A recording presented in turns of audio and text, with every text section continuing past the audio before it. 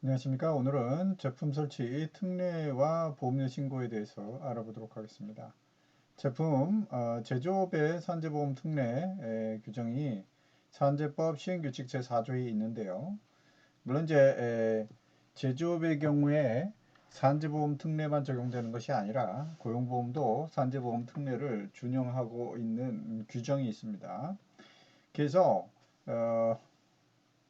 이제 현실에서 문제가 되는 것은 제조업체만 영위하고 있는데 이제 설치 공사까지 하는 경우도 있지만 본사가 건설업하고 제조업을 같이 하고 있는데 실제 물품을 제조를 해가지고 그걸 설치 공사까지 하는 경우도 문제가 됩니다.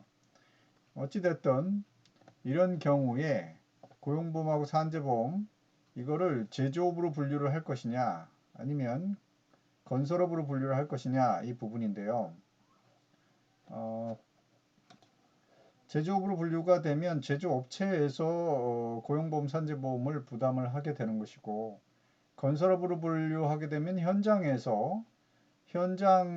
이제 원도급 현장이 됐든 하도급 현장이 됐든 간에 어쨌든 현장에서 고용보험하고 산재보험을 건설 현장으로 해서 부담을 하게 되는 것이죠.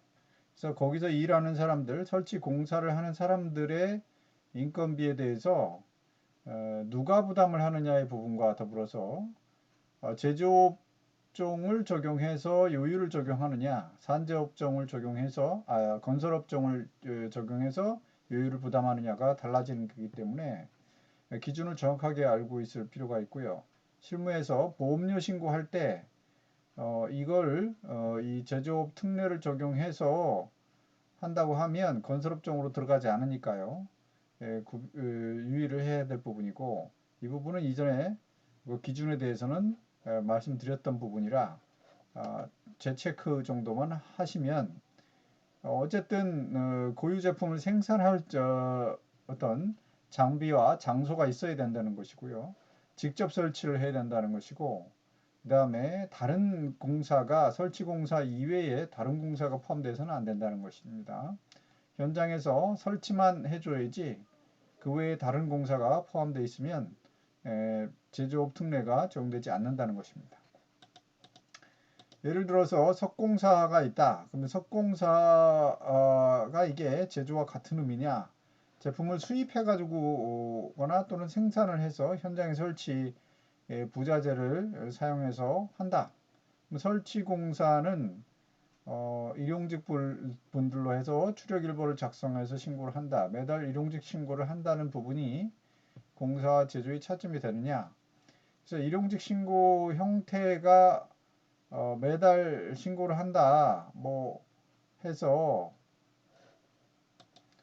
어떤 여부와 이것이 제조업 특례 결정의 부분이 아니라 특례 기준은 별도로 아까 그 기준에 의한 것이고요. 석공사의 경우에는 제조업 특례로 보지 않는 것이 일반적이다라는 걸 참조로만 알고 계시면 되겠습니다.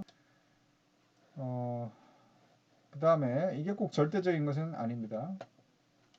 그 다음에 그 개시신고 관련해서 특례 부분을 개시신고 관련한 부분은 다음에서 계속 연결해서 말씀드리도록 하겠습니다. 오늘은 여기서 마치겠습니다.